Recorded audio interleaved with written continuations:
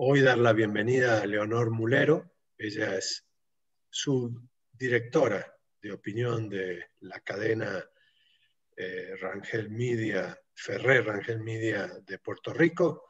Es especialmente nuestra presidenta de la Comisión de Premios de la Sociedad Interamericana de Prensa, que hoy nos convoca.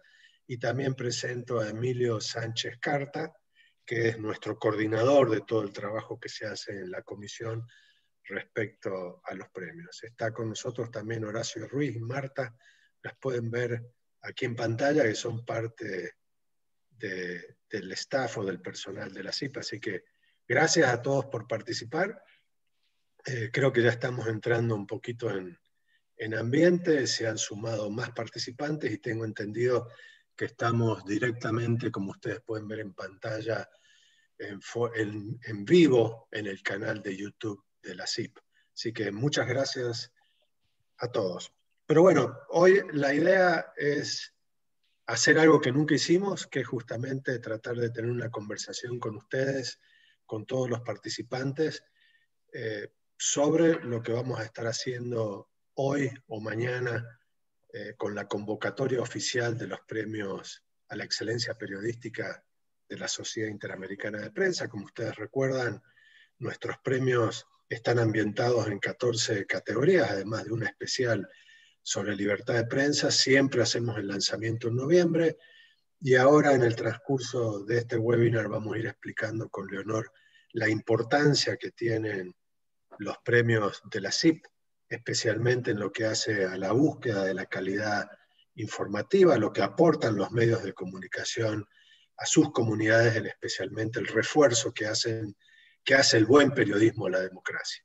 Y también con Emilio queremos un poco enfrentar cuáles son algunas de las dudas que siempre los que nominan o se candidatean a estos premios tienen en referencia a qué categoría entrar, en algunas categorías que tienen unas líneas muy delgadas de definición. Así que esperamos que también Emilio nos pueda ayudar en explicar cuáles son, según su visión, que él está a cargo de la plataforma donde todos tienen que hacer sus nominaciones, que de paso casi todos los últimos 5 años venimos sobrepasando las 1000 nominaciones a los premios, y para que él nos explique cuáles son los pecados más comunes que enfrentamos en recibir estas categorías. Así que la dejo entonces a Leonor con ustedes para que nos hable un poquito de la importancia de los premios CIP y otras sugerencias que seguramente nos va a hacer. Muchas gracias, Leonor. Muchas gracias, Ricardo. Muchas gracias a ti. Muchas gracias, Emilio, por tu anticipada, valiosa colaboración, y a todo el personal de la CIP que siempre nos apoya en este y otros encuentros. Para mí es un gran privilegio participar hoy con ustedes, con todas las personas y colegas que nos están acompañando y con todos las personas que también, periodistas, que están pensando en postular sus trabajos, pues participar en este lanzamiento de la edición 2021 de los Premios de Excelencia Periodística de la CIP, un aspecto de la Sociedad Interamericana de Prensa que es esencial para la defensa, la protección de la libertad de prensa, también para permitir hacer más visibles muchísimos trabajos de alta calidad que se realizan a través de todo el hemisferio, Norteamérica, Centroamérica, el Caribe, América Latina, incluye pues las voces también portuguesas, e igualmente España. Ciertamente el trabajo que se hace a través de la CIP en la defensa de los derechos humanos, en la protección del ambiente, en todo lo que es visibilizar el gran trabajo que se hace en diversos aspectos. Incluso tenemos un nuevo premio que debutó el año pasado, que es el Premio a la Salud, y que ha tenido muchísima acogida. Y en términos de las Hemos tenido hasta ahora 14 categorías, todas de ellas muy exitosas en cuanto a la participación, la postulación. Eso incluye los trabajos gráficos, eso incluye trabajos de caricaturas, ilustraciones, fotografías, periodismo de profundidad, crónicas, en fin, una amplia variedad de géneros que muchas veces la CIP se convierte como que en la gran plataforma para que esos trabajos trasciendan las fronteras de los propios países. Es bien importante y este es parte del espíritu de esta convocatoria, de dar incluso más visibilidad a otros trabajos, a otras regiones, a medios emergentes, y en ese sentido va a ayudar muchísimo la exposición que Emilio, Ricardo, y que haremos aquí en este momento para ir aclarando dudas sobre cómo los asuntos prácticos de cómo se puede hacer una postulación exitosa. El año pasado, como dice Ricardo, tuvimos más de 1000 postulaciones en distintas categorías. Tuvimos también el gran privilegio de otorgar el Gran Premio de Libertad de Prensa a los más de 100 periodistas, hombres y mujeres que fallecieron a causa del COVID mientras estaban precisamente ejerciendo su labor. Nos da una idea de la fortaleza que la CIP como institución dedica a la protección de los derechos y el reconocimiento, en este caso póstumo, de todos estas personas, periodistas valiosos, que hacen trabajos muchas veces ¿verdad? Que solamente los reconoce su propia comunidad.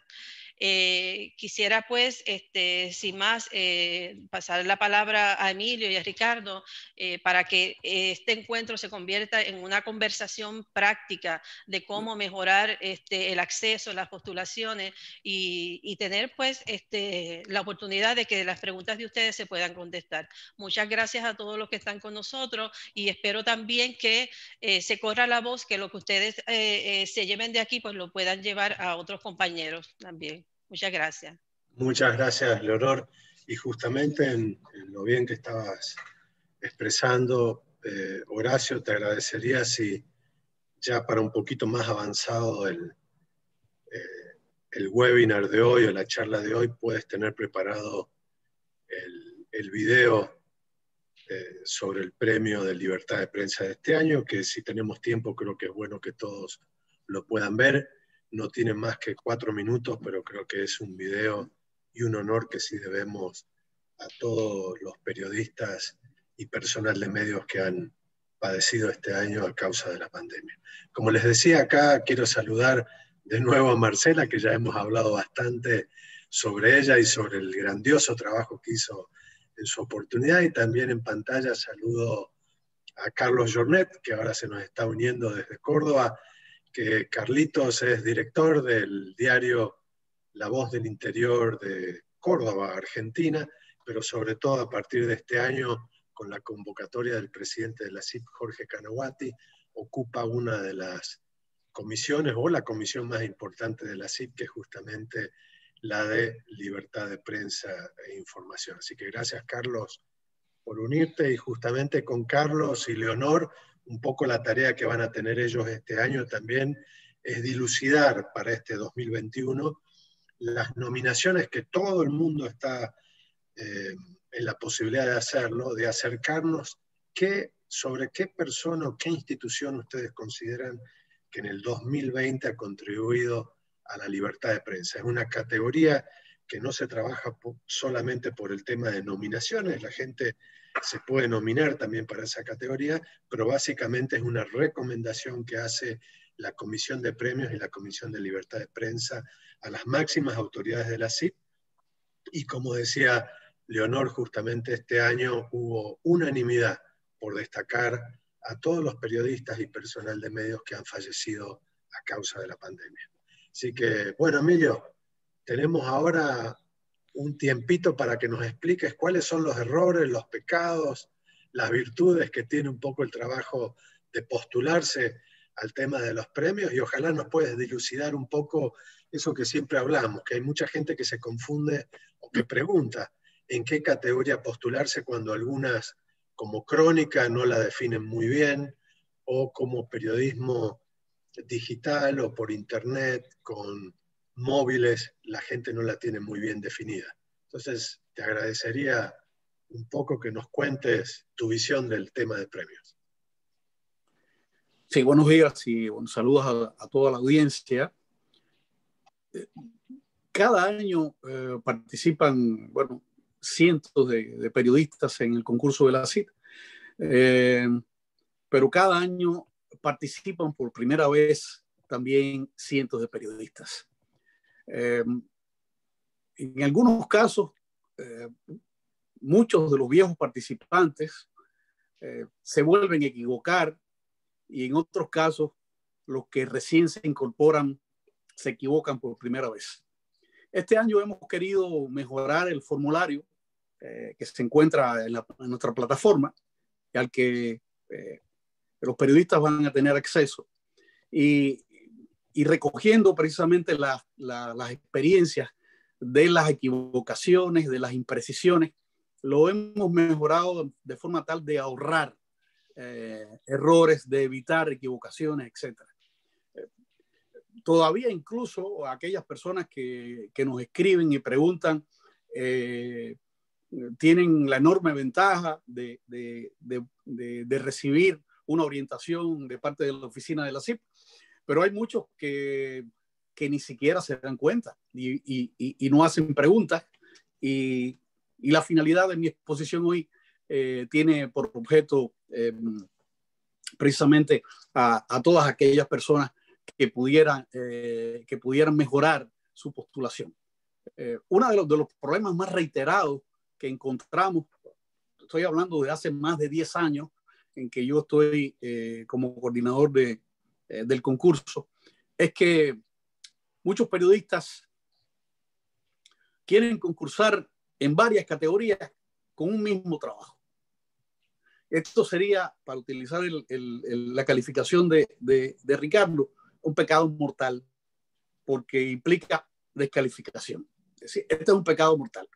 Si usted con un mismo trabajo participa en varias categorías, significa descalificación, y todo eso está en el reglamento, que lamentablemente no todos leen, y otros no todos leen con suficientemente atención. Otro pecado mortal es concursar en una categoría con varios trabajos. Es decir, una persona presenta 3 trabajos diferentes en una misma categoría, y eso significa descalificación. Es decir, que solamente usted puede participar con un solo trabajo en una categoría y con varios trabajos hasta en 3 categorías. Otro error frecuente, aunque no tan extendido, es, digamos, querer participar con un trabajo inédito, es decir, un trabajo que puede tener una factura excelente, que puede tener una manera de expresar las ideas en forma y contenido y con un gran impacto social, pero que ha sido inédito, es decir, no ha sido publicado. Descalificación, es decir, eso no se puede participar. El trabajo tiene que estar publicado. Ah, bien, pero no solamente publicado en el año, por ejemplo, estamos hablando de esta edición, no publicado en el 2018, no publicado en el 2019, tiene que estar publicado, en este caso, durante el 2020, es decir, de enero a diciembre de 2020. Como el concurso tiene su fecha de cierre el último día de enero, hay algunos periodistas que envían un trabajo magnífico publicado el 15 de enero, el 23 de enero. Bueno, pues este trabajo está descalificado por cuanto no corresponde a la línea, a lo establecido en el reglamento del concurso. Solamente vamos a evaluar trabajos publicados entre enero del 2020 y diciembre del 2020. Es decir, estas son algunos de los... Sí. Una pregunta, cuando decís publicado y según lo que establecen los reglamentos, yo soy un periodista, ¿tiene que publicarlo un medio de comunicación o también puede publicarlo una entidad independiente o yo independientemente como un bloguero, por ejemplo? No, desde hace años el concurso de la CIP está dando, abrió la posibilidad de que los blogs fueran considerados publicaciones oficiales. Sin embargo, por ejemplo, a diferencia, hay publicaciones excelentes, incluso que lo están haciendo desde hace años, pero que son financiadas por el gobierno, cualquier gobierno de América Latina, de Estados Unidos, de Canadá. Y son publicaciones gubernamentales, aunque puedan tener, digamos, una característica de que sean rigurosos desde el punto de vista periodístico y tener una factura excelente. No se admite publicar, no se admite concursar con una publicación en un medio gubernamental. Para aclarar eso, ¿no? Perfecto. Ahora, esto ocurre sobre todo con fotografía. Tiene que haber una constancia de la publicación, y la constancia de la publicación es precisamente una imagen de que fue efectivamente publicado. Es decir, no es que ustedes presenten una constancia del director tal de que fue publicado efectivamente. No, tienen que presentar junto con el trabajo una foto de dónde fue publicado, de qué medio fue publicado, que uno pueda precisamente verificar esto. A veces en fotografía nos mandan una fotografía excelente y nos dicen, esta fotografía fue publicada en el periódico La Prensa de Nicaragua. Bueno, si no hay constancia de que estuvo publicada en la prensa, si no hay una fotografía, una imagen donde aparezca la página donde fue publicada, no podemos aceptar esa fotografía por muy buena que sea. Ahora,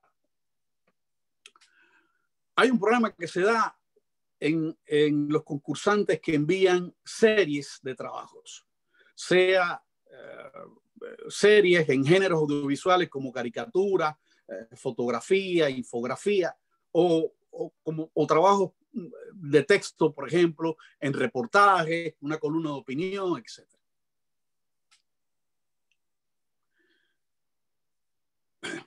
Si analizamos, por ejemplo, el caso de la caricatura, usted debe enviar una caricatura, una sola caricatura, a no ser que nos envíe una serie ligada por un tema. Digamos que usted quiere participar no solamente con una caricatura, sino quiere enviarnos una serie de caricaturas dedicadas, digamos, al tema de la corrupción, y durante toda una semana o durante un mes la publicación en concreto ha estado fustigando el tema de la corrupción en determinado país, municipio, ciudad, y el caricaturista ha estado publicando caricaturas reflejando la discusión, reflejando el problema. Me parece que es magnífico que nos envíe la serie de caricaturas si están ligadas por un tema.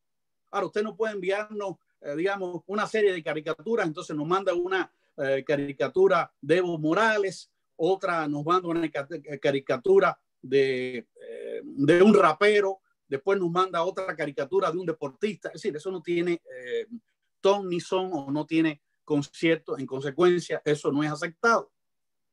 Tiene que haber un vínculo. Igual ocurre, por ejemplo, con el tema de la opinión. Usted no puede mandar una opinión.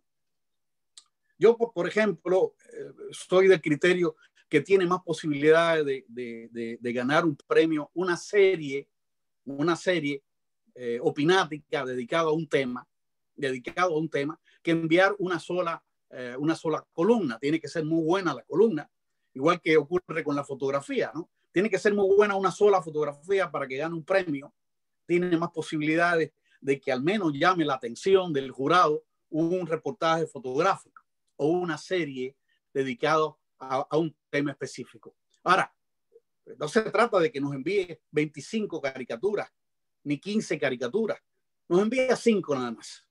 5 nada más. 5 caricaturas, 5 trabajos de opinión o 5 reportajes, ¿sí? O una serie de 5 reportajes, o si estamos hablando del género informativo, nota periodística, bueno, pues 5 notas periodísticas, la primera, la última, y 3 de ellas, aunque a lo mejor la serie haya sido de 10 o de 15 notas. Es decir, hay un número determinado de trabajos que deben enviarse de acuerdo con la categoría.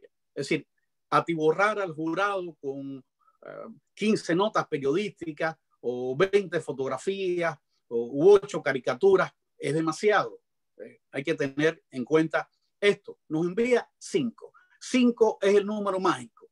5 caricaturas en caso de que sea una serie unida por un vínculo. 5 trabajos de opinión en el caso de que sean columnas ligadas por una temática, o 5 reportajes o 5 notas periodísticas. La primera, la última y otras 3. Bien, tuvimos muchos problemas y los concursantes se quejaban. No puedo pasar, no me acepta el trabajo, se angustiaban mucho y se trataba de que nos enviaban trabajos con demasiado peso. Eso por suerte ya está definido y la advertencia está, digamos, incluida ya en el nuevo formulario. Los trabajos no deben exceder los 10 megabytes. No deben exceder los 10 megabytes. Aquellos que lo excedan van a tener problemas en el envío. Van a tener problemas en el envío. Si lo reducen, entonces van a pasar sin ningún problema. Otra cosa, a veces por el entusiasmo, bueno, el grupo, un trabajo colectivo, un trabajo, digamos, de periodismo en profundidad, una investigación excelente que se ha hecho, digamos, en Costa Rica, y le dicen a una persona, bueno, mira, tenemos poco tiempo, haz la postulación tuya, nosotros te damos los datos. Y la persona postula, pone los datos, sube el trabajo, etcétera, y lo envía. Al final se da cuenta de que no pusieron a todos los colaboradores, o que le faltó decirnos algo importante que según el criterio es fundamental que lo digan para que el jurado lo tome en cuenta. Y nos escriben y nos dicen, nos faltó decir esto, ¿qué hacemos? Bueno, lamentablemente acá no podemos hacer nada. Ese trabajo tiene que ser borrado y ustedes volver a empezarlo. Es decir, porque por una cuestión ética, de acá de la CIP nosotros no podemos modificar lo que ustedes nos envían.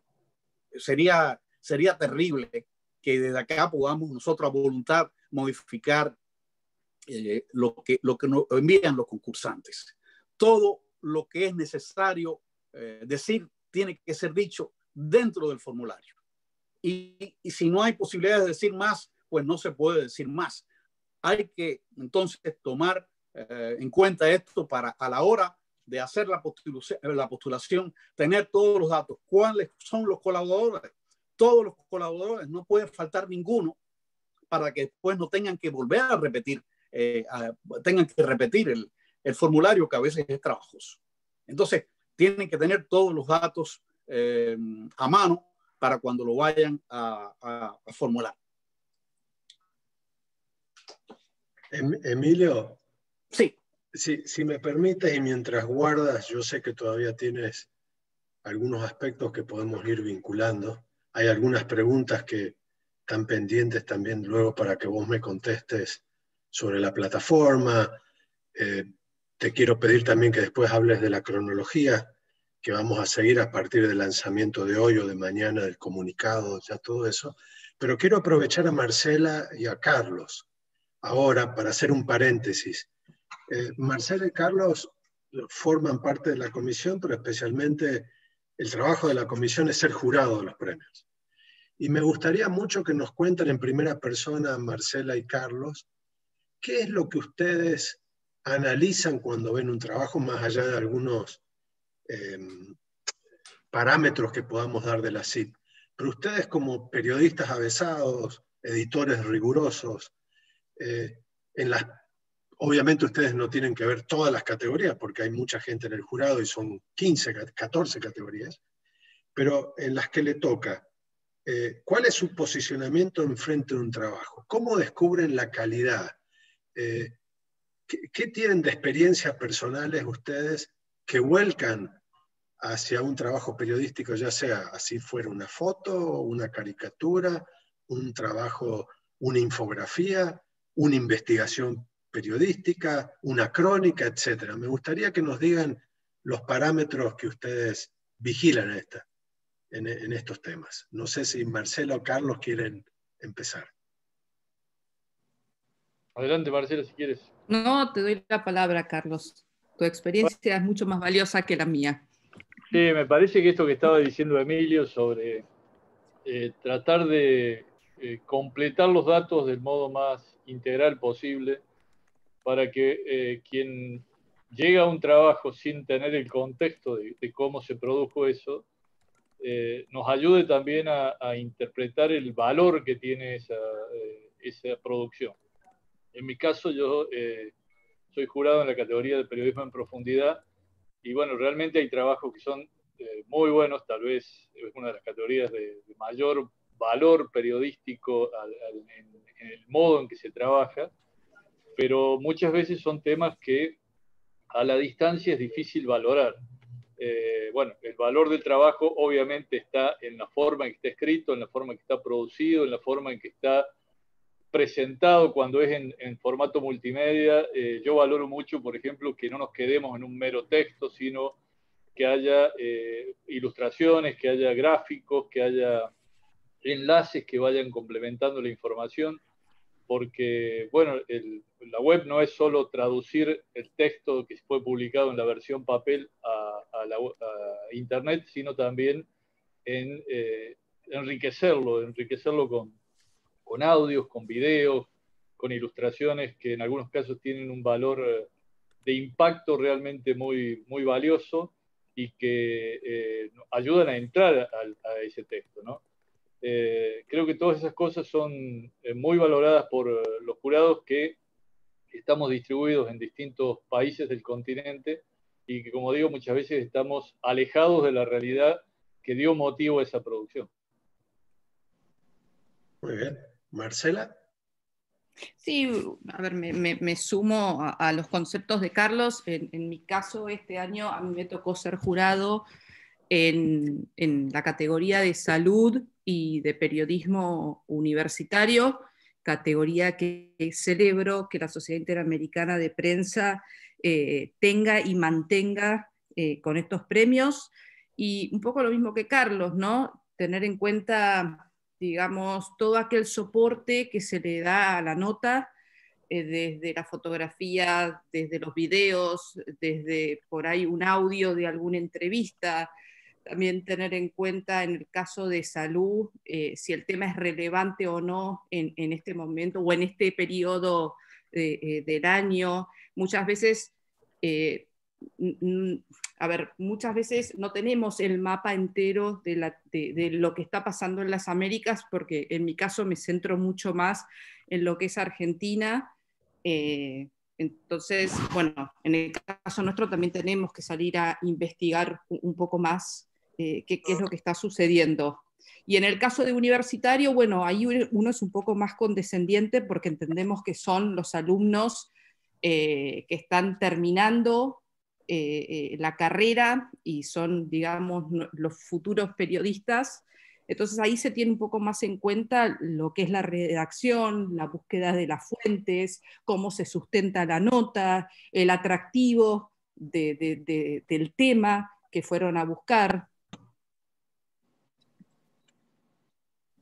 No sé si eso sí, completa. No, me parece muy bien. Hay apreciaciones a veces de los periodistas de los medios, da la apariencia como un trabajo es más extenso, que uno cree que tiene más posibilidad. Eso lo miden también en cuanto a temas de rigurosidad, de fuentes, de precisión y aquellos otros valores periodísticos, entendiendo que tal vez en algunos trabajos de profundidad los periodistas suelen meter o suelen mezclar interpretación, opinión y datos duros, ¿no? Entonces, es difícil a veces trabajar como jurado ante trabajos que uno no sabe bien delimitar cómo está narrando el periodista. En el caso de periodismo en profundidad, claramente tiene que estar basado en datos duros, en testimonios. Me parece que tampoco se tienen que quedar solamente en informes oficiales, sino salir a buscar datos adicionales, porque si no sería muy sencillo hacer un trabajo en profundidad, es conseguir el expediente judicial de una causa y traducirlo al lenguaje periodístico. Suele ocurrir, Y lo digo por experiencia, que muchas veces cuando uno lee dice, bueno, pero esto mismo me lo podría haber contado el fiscal de la causa. ¿Cuál es el aporte de investigación, de profundización de esa información que hace el periodista?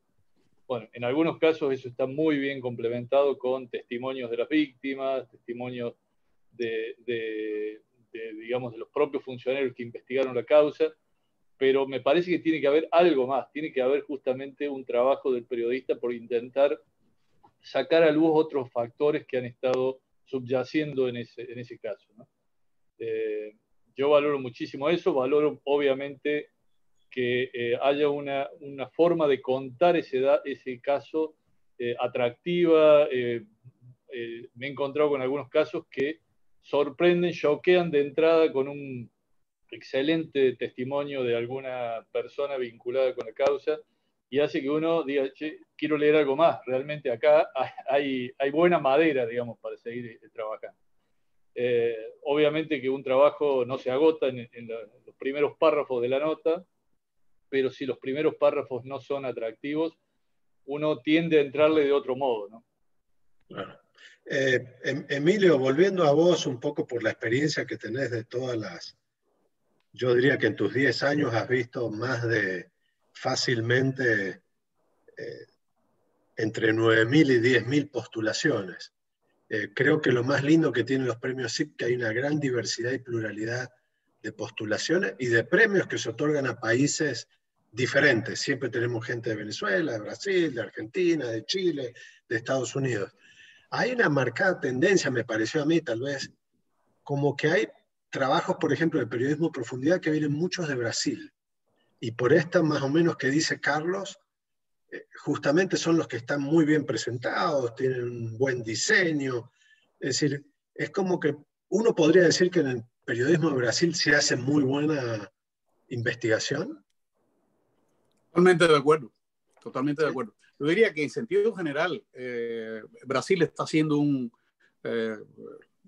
magnífico trabajo con todas sus publicaciones y participa en todas las categorías prácticamente. Wow. Prácticamente participa en todas las categorías. Así que eso es, digamos, el reflejo de la salud que tiene la prensa brasileña. Pero tomando como pie tu intervención, Ricardo, conviene subrayar el hecho de que el jurado siempre también ha atendido a que el concurso de la CIP no solamente para las grandes publicaciones de Argentina, de Colombia y de Brasil, sino que en el concurso de la CIP el jurado toma en cuenta el esfuerzo y sobre todo también, o más que todo, el resultado de periódicos o de publicaciones grandes, medianas e incluso pequeñas. Y eso no solamente se queda en una declaración, sino que ahí están los premios en publicaciones recientes o publicaciones pequeñas o de países que a veces han tenido poca participación en la historia del concurso. Es decir, que pudiéramos decir que todo el mundo tiene la posibilidad no solamente de participar, sino también de ganar. Porque... No, y te agrego que también a lo que decís, que se ha notado en los últimos años que los premios fueron muchos a medios nativos. Cuando uno a veces considera que la Sociedad Interamericana de Prensa era una cuestión de medios escritos, hay a televisión, a radio, nativos y, como bien decía también Marcela, premios universitarios, pero creo que sí, que los premios están bien balanceados en cuanto a pluralidad y diversidad, ¿no? Así que creo que lo que preguntaba Ricardo sobre la prensa brasileña, obviamente que hay algunos que están hechos con una tecnología difícil de tener en un medio pequeño, pero también hay otros trabajos que están hechos con gran creatividad usando bases de datos y herramientas de interactividad que son públicas, digamos, que son gratuitas y que están hechas pensando y planificando esa información para tratar de llevar los datos a la gente y permitirle al propio lector que vaya interactuando con esos datos, que vaya buscando y buceando en la información. Y son herramientas que están disponibles, que no son herramientas costosas o que tengas que tener una gran organización por detrás. Con lo cual avalo muy bien lo que decís vos, de que realmente con sitios puros digitales, en algunos casos con una estructura muy pequeña, hacen unos trabajos magníficos, muy bien presentados y muy atractivos. Qué bueno, me alegro mucho. Emilio, siguiendo un poco y quiero poner en boca mía algunas propuestas que hace Carlos, también en este sentido. Por un lado, vos hablaste mucho de los pecados mortales. ¿Hay alguna forma que la plataforma nuestra, donde todo el mundo postula, por ejemplo, no permita que alguien postule en 3 categorías diferentes con un mismo trabajo? ¿Es algo que se podría hacer, hablar con el webmaster, con Dante, por ejemplo? Y lo otro, creo que es muy importante lo que has hablado vos, Emilio, de todo esto, que nunca lo habíamos sacado tan a la luz como esta vez. Si hay algún lugar que podríamos poner en ese sitio una sesión de preguntas y respuestas, o de las, ¿cómo se llama esto en los sitios? Las respuestas más comunes, ¿no? Si podríamos tener algo por el estilo. Esto también es de Carlos, que me lo acaba de pasar.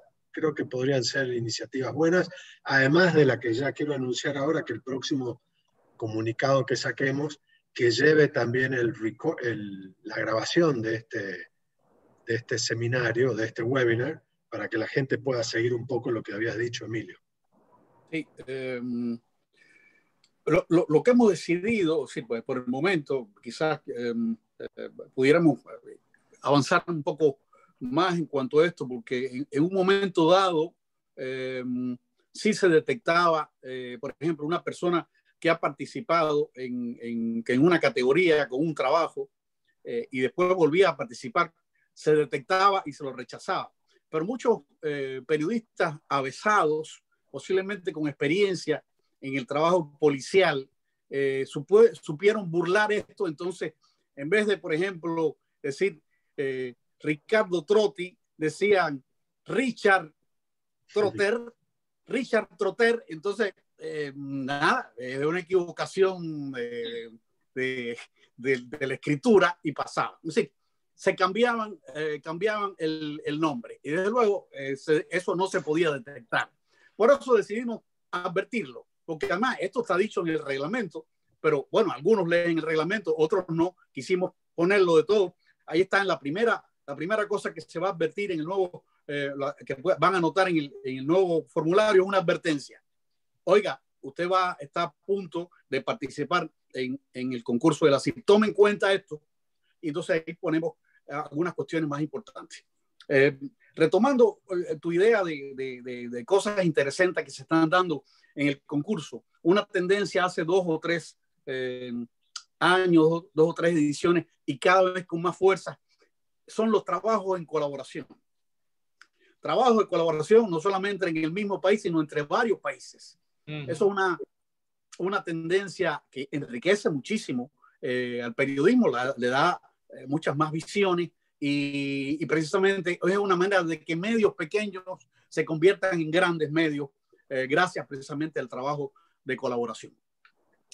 Si me permite, Ricardo, siguiendo el camino al infierno y hacia el purgatorio, si puedo seguir.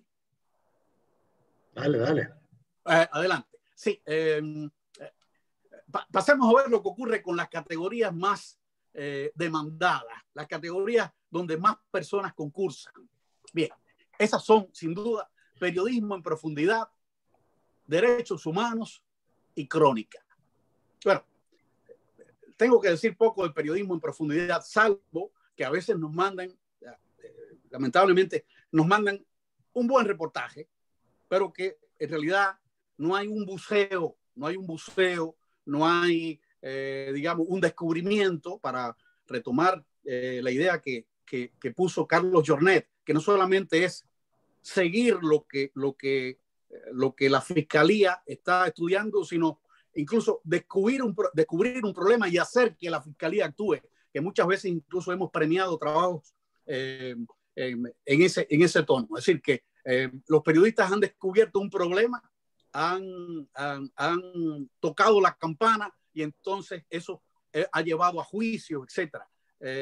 Bien, pues hay que tomar en cuenta que, sobre todo en esta categoría, lo que estamos es hablando de periodismo de investigación, investigación profunda, investigación reveladora y sobre todo tiene una gran importancia el periodismo de denuncia. El periodismo de denuncia. A veces nos han mandado un trabajo excelente de una investigación histórica. Claro que se puede mandar un trabajo de investigación histórica, pero a decir verdad, tiene mucha desventaja una investigación histórica comparado con una investigación sobre un tema de actualidad. No es que estén descalificadas, sino que es una cuestión de ventaja y desventaja. En cuanto a derechos humanos, por ejemplo, bueno, quiero llamar la atención de que hay ciertos temas que se han ido reiterando y que se han convertido casi en un lugar común y que nos puede llevar al facilismo. Esos son los temas, por ejemplo, de abuso infantil, bandas delincuentes, el tema de las cárceles, el tema de las drogas, en fin, hay muchos trabajos que recogen estos temas. No es que estén descalificados, ni mucho menos, pero también al jurado le gustaría observar que los periodistas ponen sus ojos en otros problemas también importantes dentro de la sociedad que hasta ahora han estado siendo, digamos, relegados o poco conocidos. De ahí la importancia de un criterio, novedad, del criterio de la novedad, de la originalidad, al destapar un problema que no se había visto. Entonces, quiero llamar la atención sobre esto. Sí, en la categoría de derechos humanos, donde sobre todo se toma en cuenta la violación de derechos humanos, bueno, pues derechos humanos son unos cuantos, así que hay un campo bien grande para trabajar. Ahora, de todas estas tres categorías, quizás la más problemática es la crónica. Y puedo decir que casi el 50% de las postulaciones de crónica son dejadas, no descalificadas, sino que se quedan detrás en un proceso paulatino de descarte y de evaluación. ¿A qué se debe? Bueno, en última instancia quizás se debe a que las escuelas de periodismo no lo han enseñado bien o que los jefes de redacción no han aprovechado para limar algunas de las cuestiones que tiene este género. Este es un género bien difícil, y desde luego lo sabemos, hay algunos periodistas que se han dedicado a la crónica y han publicado libros, etcétera. Hay a veces hasta seminarios dedicados precisamente a la crónica para enseñar a escribir crónicas, etcétera. Bien, debo decir lo siguiente. La crónica no es una entrevista. En esta categoría a veces recibimos entrevistas. Bueno, lamentablemente la CIP no tiene la entrevista como un género concursable. Y a veces algún periodista concibe que la crónica es hacerle una entrevista a alguien y nos manda una entrevista. Y esto, desde luego, cuando va a competir con personas que saben escribir crónica, no tiene mucha ventaja. Pero la crónica tampoco es un reportaje. La crónica tampoco es un reportaje. El reportaje es un género dentro del llamado periodismo informativo. Ahora, la crónica no pertenece al subgénero informativo, sino al subgénero interpretativo. En consecuencia, hay tres características que debe tener una crónica. Tres características sine qua non, sin cual no es una crónica. Primero, tiene que haber una narración sobre la línea del tiempo. De ahí el nombre de crónica, a través del tiempo, ¿no? Puede ser a través de un día, puede ser a través de una semana, de un mes o de un año. Tiene que haber una narración sobre una línea temporal. La otra característica, la implicación del periodista. Es decir, en la crónica, el periodista no está asumiendo una posición objetiva detrás de lo que está ocurriendo, reflejando, entre comillas, objetivamente lo que le cuentan los entrevistados o lo que le cuentan lo que él ha visto, sino que se está implicando en lo que está narrando y no hay distancia. Él entonces tiene cercanía con lo que está narrando y expresa sus sentimientos, sus opiniones, sus propios juicios en torno a lo que va narrando. Por último, una de las características esenciales que a veces digamos que son la estrella dentro de la categoría de la crónica, es la libertad del lenguaje. Si la diferencia de las categorías del periodismo informativo, que exige un lenguaje más seco, más riguroso, más objetivo, entre comillas, en el caso de la crónica, encontramos un lenguaje con mucha más flexibilidad, incluso mezcla de literatura, pueden utilizar perfectamente metáforas, imágenes, tropos, en fin, sin que se aparte de lo que está narrando. Así que, mientras otras categorías, por ejemplo, digamos, se pueden quedar en la nota periodística, en el qué, dónde y cuándo, en la crónica encontramos más el cómo y el por qué, pero no solamente es eso, es la manera en que está dicho esto. Yo recuerdo, bueno, en fin, no voy a poner mucho más recuerdos sobre esto, pero sí insistir a lo primero que decía. Muchos trabajos pudieran perfectamente concursar en otra categoría y quizás tomar en cuenta quedar como finalista o como ganador precisamente, y no lo consiguen por de manera equivocada incluirla en la categoría de crónica, no teniendo las características de una crónica, Así que hay que ser cuidadoso, porque los propios concursantes se están quitando posibilidades. Y terminando acá con las categorías más concursadas. Desde luego, son las categorías más concursadas, pero son también las categorías donde se presentan siempre los mejores trabajos.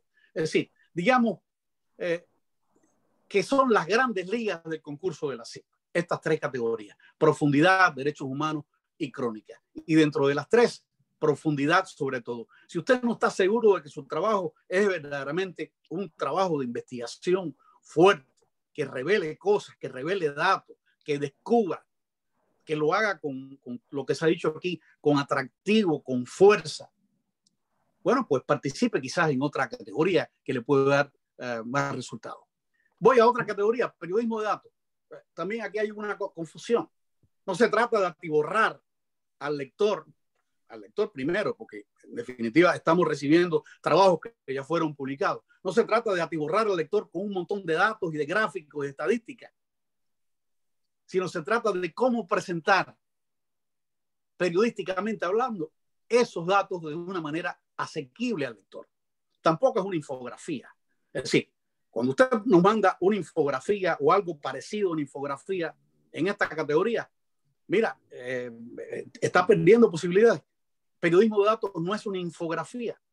Periodismo de datos es periodismo con los datos. Hacer que los datos sean asequibles a una gran cantidad de lectores. Paso a periodismo universitario. Bueno, esta categoría nos está dando muchas satisfacciones, precisamente por lo que señalaba Marcela. Estamos viendo a los futuros periodistas haciendo estos primeros ejercicios y haciéndolos con éxito. Ahora,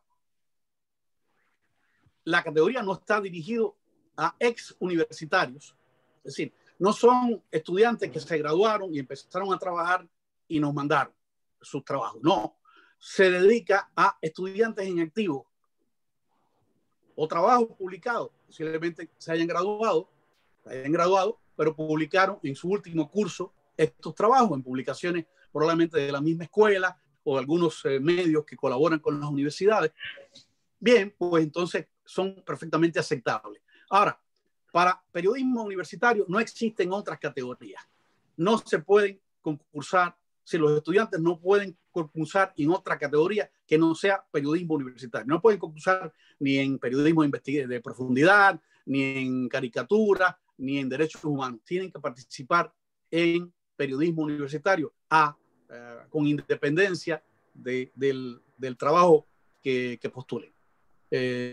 Bueno, hasta ahí mi intervención. Emilio, hay una pregunta de Gilberto Scofield y él pregunta: ¿en qué categoría encaja un trabajo de visualización de datos de COVID? que se publica en entornos digitales, ¿no? El tema de COVID en entornos digitales. ¿En periodismo de datos o en salud? Periodismo de salud. Bueno, hay veces que el trabajo pudiera ubicarse hasta en 3 categorías diferentes. Es decir, perfectamente legítimo.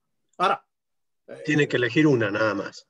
Claro, puede elegir una sola y además eso le toca al periodista. A veces lo que nos ponen a nosotros a decidir y nos mandan, tenemos la siguiente duda, ¿dónde puedo concursar mejor?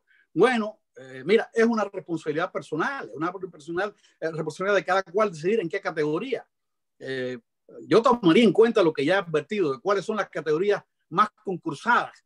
Es decir, si hay una categoría menos concursada, bueno, yo trataría de participar ahí si tengo las posibilidades, ¿no? Porque tendría mayores ventajas, ¿no?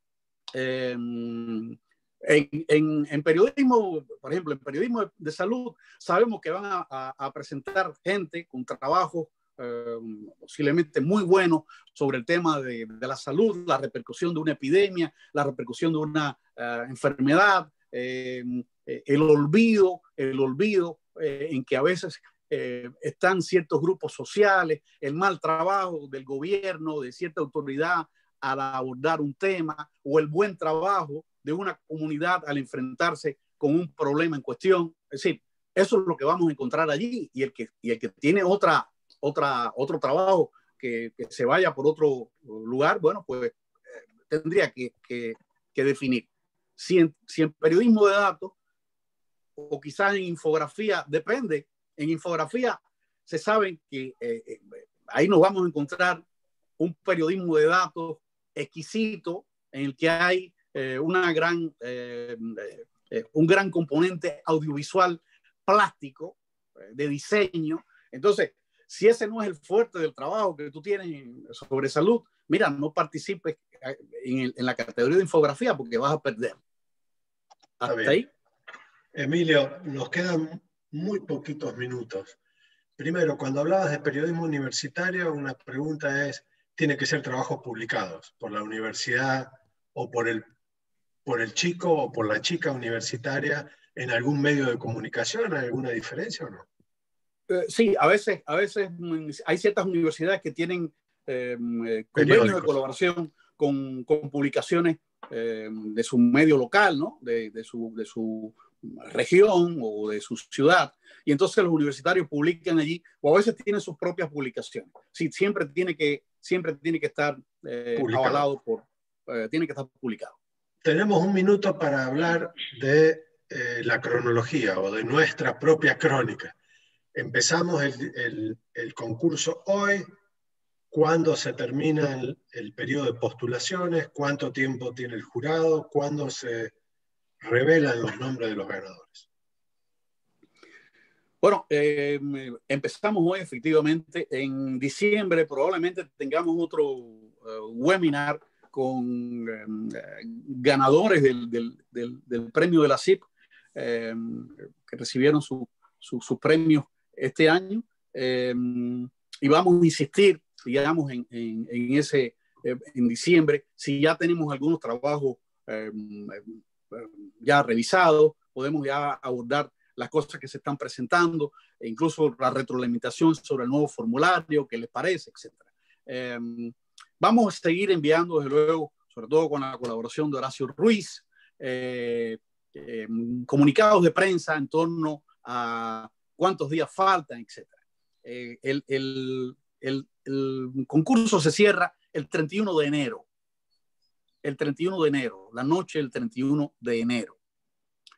A partir de ese momento, el jurado tiene ya posibilidades de ir trabajando en la revisión de los trabajos, y normalmente para abril ya el jurado se supone que tenga por lo menos una lista de finalistas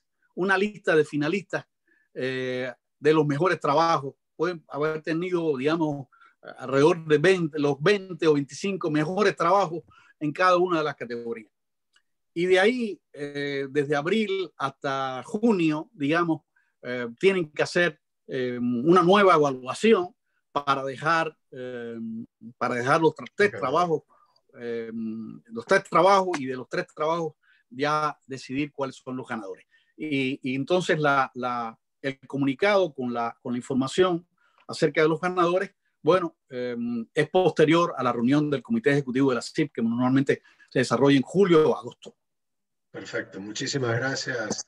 No sé si Marcela o Carlos tienen alguna pregunta o duda, y ya paso entonces, después de ustedes, a Leonor para que demos por cerrada la cita. Y no sé si Horacio me está escuchando, o Marta. Sí, Ricardo. Si tenías listo para cerrar el video, ya te aviso cuándo estaría, para que mostremos el video. Dale, decime cuándo. Perfecto, gracias. Carlos o Marcela, ¿tienen alguna pregunta, alguna duda, algún mensaje? No, muy claras las explicaciones. Realmente, Emilio, se demuestra toda la experiencia recogida en estos años coordinando los trabajos y colaborando con la presidencia de la comisión y con todos los jurados. Así que muchísimas gracias por esclarecer todos estos aspectos que surgen de la propia práctica. Gracias. Me sumo a las palabras de Carlos, y todo material que tengan para que nosotros podamos difundir desde nuestros medios es bienvenido. Gracias, Marcela y Carlos. Entonces creo que... Perdón, lo mismo con el tema del premio de libertad de prensa. Si bien es fruto de una serie de debates que se van haciendo a lo largo del año, les pedimos a todos los participantes que nos hagan llegar sus propuestas, sus sugerencias, porque siempre nutren el trabajo después de la Comisión de Libertad de Prensa y de la de Prensa. Excelente, muchas gracias, Carlos. Leonor, además de que podemos instaurar la 15 categoría Premio Emilio, o te lo damos directamente, te agradezco si entonces cerramos este panel, y quiero terminar luego de ti con el video uno de los videos que has producido para este año, que justamente es el Gran Premio de la Libertad de Prensa, que creo que siempre es bueno recordarlo y mirarlo por otra vez, ¿no? Sí, pues muchísimas gracias a todos. Realmente ha sido una sesión muy, muy instructiva, muy valiosa. Emilio, muchísimas gracias. Marcela, Carlos y desde luego también Ricardo. Creo que ha sido pues algo novedoso y muy bueno que lo vayamos repitiendo, y tenemos tiempo. O sea, estamos arrancando en noviembre, tenemos hasta el 31 de enero, o sea que los postulantes tienen muy buena oportunidad para ir haciendo las postulaciones con calma, pero les recomiendo que no lo dejen para el final. Solamente quería también recalcar que no tienen que ser miembros de la CIP para participar. Muchos de los premiados, de hecho, no son miembros de la CIP, lo cual pues habla muy elocuentemente de la misión grande que tiene la CIP en darle visibilidad y mucho apoyo a todo el periodismo de todas las Américas. Así que muchísimas gracias a todos, y estamos a la hora. Cualquier duda adicional, todo este equipo de personas está disponible para que sean contestadas. Gracias a todos. Muchas gracias, Leonor. Horacio, si ahora puedes compartir el video, por favor.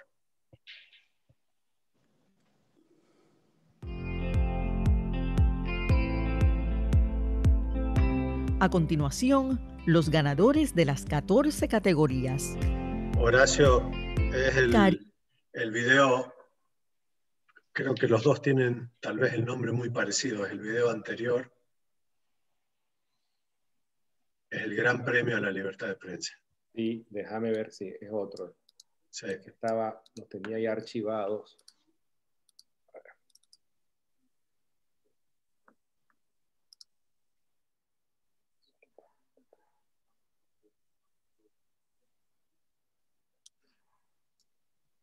Que ese otro video que ustedes estaban viendo o empezaron a ver es el segundo producido por el equipo de Leonor, que habla de las 14 categorías, y creo que no creo, sino que está a disposición de ustedes en la página nuestra de la CIP.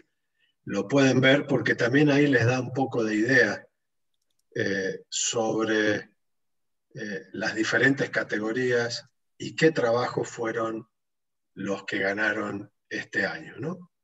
Así que acá, mientras esperamos que podamos tenerlo en pantalla.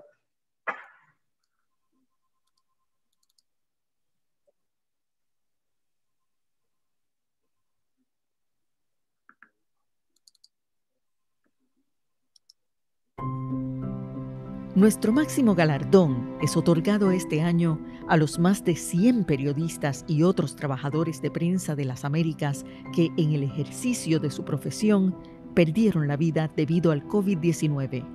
Today I couldn't be more pleased to be posthumously acknowledging with the Press Freedom Grand Prize Award all of the journalists across the region who have sacrificed their lives in pursuit of the truth.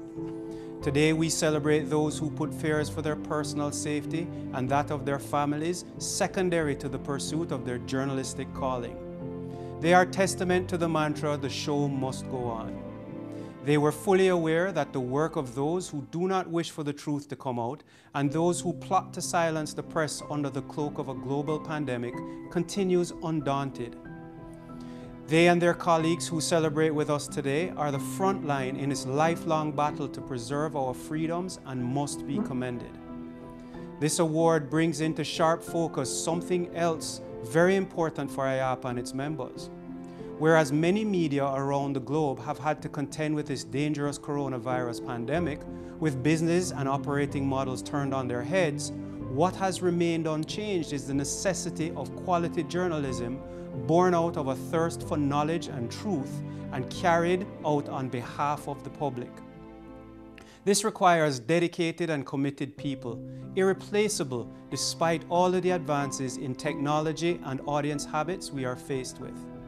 This is a call for us to protect and nurture those who have a passion for delivering quality journalism. It is imperative for us media owners to work with them to find the right business models to support their continued work for generations to come. The best respect that we can show to those we celebrate today is to ensure they did not die in vain. Our thoughts and prayers go out to the families and loved ones who have also given the ultimate sacrifice in the defense of freedom of the press. Mauro Freitas Filho, being a journalist, was a mission, like a part of his essence. Communicating and informing people through written words were not only his duty as a human being, but also a way of sharing the things he loved with the world and remaining forever in history.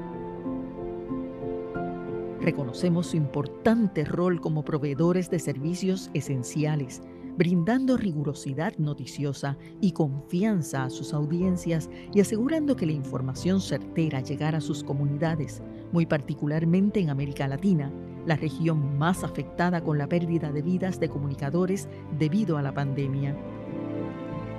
Para nuestro padre Paco Lazo, el periodismo era la fusión perfecta entre la narrativa literaria y la investigación. Es por eso que en sus diversos ensayos, crónicas y cuentos siempre lo hacía de una manera cautivante, con el objetivo principal de tocar el corazón de cada uno de los amazonenses. El periodismo para mi papá era su hobby, su pasión. Yo puedo decir que, como lo decía Eustacio Rivera en La Vorágine, escribir para mi papá era su amor ideal. Su sacrificio es el reflejo de la profunda dedicación de los trabajadores del periodismo durante las emergencias que afectan tanto a comunidades como al mundo entero. Mi nombre es Joana Osorio, esposa del periodista Vladimir Largacha. Para Vladimir Largacha, ser periodista era una pasión, lo lleva en la sangre. Era una persona que se esmeraba por sacar las mejores noticias.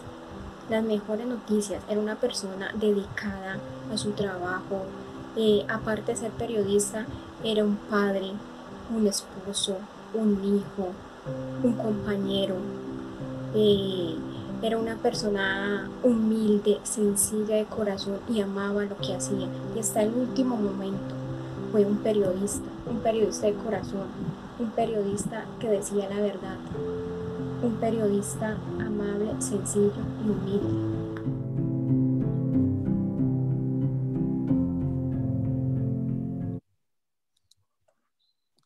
Muy bien, muchísimas gracias Y con este homenaje a nuestros colegas nos despedimos y como bien dijo Leonor, en diciembre vamos a estar haciendo otro webinar sobre el tema de premios, ya avanzada la participación y la postulación de los trabajos. Y creo que hoy o mañana ya sacamos oficialmente nuestro comunicado de prensa sobre el anuncio oficial de la apertura de los premios y también vamos a incluir la plataforma donde se pueden descargar los trabajos y también este webinar. Así pueden de nuevo escuchar las apreciaciones de Emilio, de que son las preguntas más comunes, más frecuentes, ahora me salió la palabra, que todos suelen tener dudas. Muchísimas gracias, muy amable a todos por participar y nos vemos en diciembre. Hasta luego. Muchas gracias. Bye.